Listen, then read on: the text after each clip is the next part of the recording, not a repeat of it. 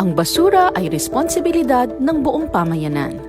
Iwasan natin ang pagkakalat ng basura sa ating kapaligiran dahil kapag marumi ang paligid natin, ito ay nagdadala ng sakit at nagiging problema ang basura.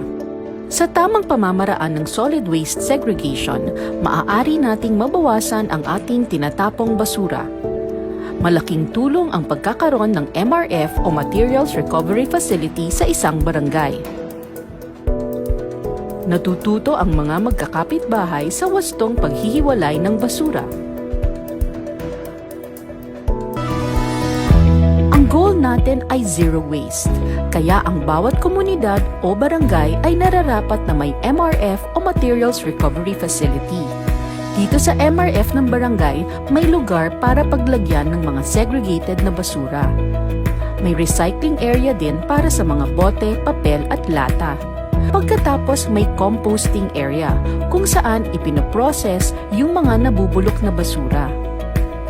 Malaking tulong ang pagko-compost dahil nababawasan ng solid waste at nagagamit pa ito ang pataba ng lupa para sa mga halaman.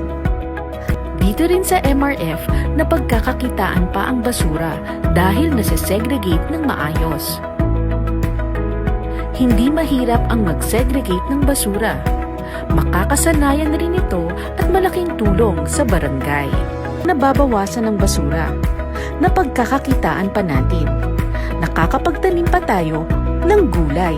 Tapos, malinis pa ang paligid natin. Kaya 'di ba, dito sa Taguig, sana all!